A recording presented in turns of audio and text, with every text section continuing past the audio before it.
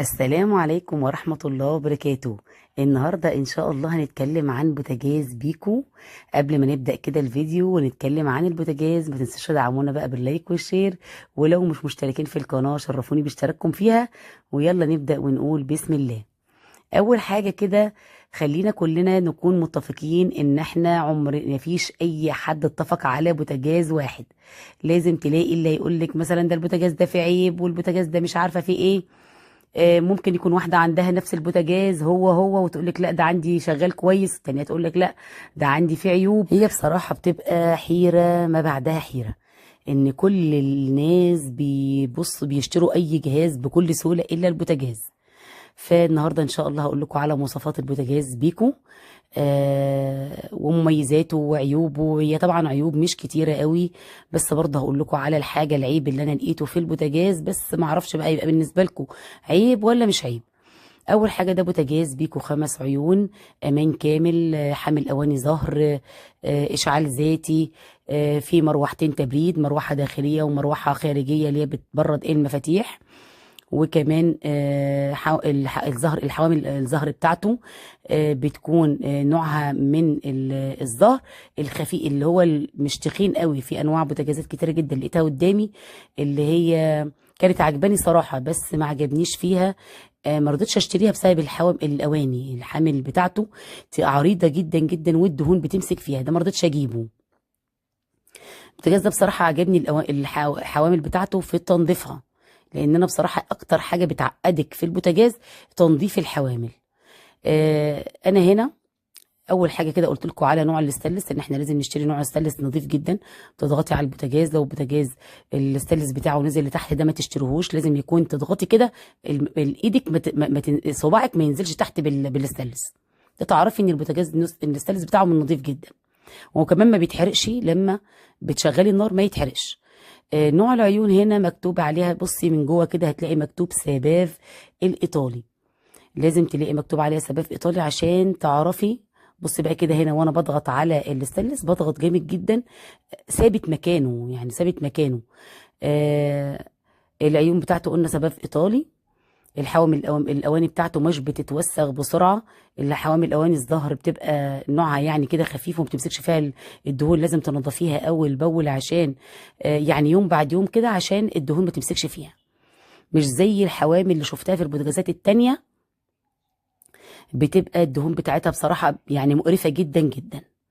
وفي هنا بصوا يعني هنا الثلاث غرف، هنا في 3 غرف في بوتاجازات بيبقى غرفه، كل البوتاجاز غرفه واحده، لكن دول 3 غرف. والحوامل بتاعته ماسكه ببعضيها بحيث انك بتعرفي في فتحات كده بتدخل في بعضها، بتحس انك انت لما تحطي حله الحلل بتحطيها ترصيها على البوتاجاز بتبقى مريحه جدا جدا. الباب بتاع البوتاجاز، لا مش الباب، الغطا بتاع البوتاجاز من النوع الشفاف جدا جدا. وهنا المفتاح بتاع البوتاجاز هنا في الشوايه وفي الفرن، يعني مفتاح للشوايه والفرن. وده هنا مفتاح الشوايه اللي بتلف، مفتاح المروحه، لا مفتاح الشوايه ومفتاح اللمبه. والشوايه ومفتاح هنا بتلف شمال الفرن، تلف يمين الشوايه. وزي ما قلت لكم المفتاح الصغير اللي في الاول وحاجه ده بيلف الشوايه وبينور لمبه البوتاجاز. ودي شاشه ديجيتال بتظبطي منها التوقيت الساعه، وبتظبطي منها توقيت لو انت عايزه تظبطي مثلا الكيكه على تلت ساعه مثلا. بتظبطي توقيت الكيكه على تلت ساعه وربع ساعه زي ما انت عايزه. بيعمل جهاز زي جهاز انذار كده للحاجه اللي هي بتشتغل عليه. وكمان ده برضو ميزه الامان الكامل، انك انت لو حاطه مثلا لبن او حاجه فارط العين بتطفي على طول. وامان كامل كمان في ميزه ان الاطفال اللي عندهم اطفال صغيرين لو دخلوا فتحوا العين كده العين ما بتشتغلش، لازم تضغطي على العين ضغطه طويله. مش ضغطه طويله بقى، هي بتبقى مثلا 10 ثواني عشان تشتغل يعني العين. لكن لو اي اطفال مسكت المفتاح ولفته طبعا مش هيشتغل البوتاجاز. وده برضو الامان الكامل حلو في الحاجه دي. والفرن برضو امان كامل، يعني عايزه اقول لكم ان الفرن برضو فيه امان كامل في البوتاجاز ده. احنا هنا جربنا العيون مع بعض اهو، شغلنا العيون كلها عشان تشوفوها. بس على فكرة التصوير غير الحقيقة، النار بتاعته كمان هي عالية، بس الإضاءة ضاربة في العيون مخلي النار مش ظاهرة. بس انتوا لما تشوفوها على الطبيعة بتبقى ظاهرة جدا جدا.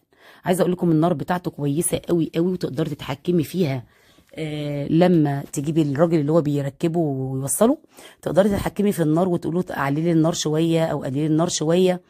هو بصراحة ما تعبنيش في أي حاجة. أنا طبعا الفيديو ده مسجلة بقى لي فترة كبيرة، البوتاجاز عندي بقى له فترة كبيرة جدا، بس بصراحة كنت بمر بظروف صحية، ما كنتش بنزل فيديوهات، وكمان ما سجلتش الفيديو ده غير دلوقتي، وانا بستعمله كده بقالي حوالي يمكن 6 شهور او 7 شهور جايبه البوتاجاز. وعايزه اقول لكم انه ما تعبنيش في اي حاجه خالص. هو بس الحاجه الوحيده اللي عايزه اقول لكم عليها لما نتكلم عن الفرن دلوقتي ونفتح الفرن مع بعض، البوتاجاز هو بصوا، انا كان عندي قبل ده كان عندي البوتاجاز بتاع ده تكنو جاز.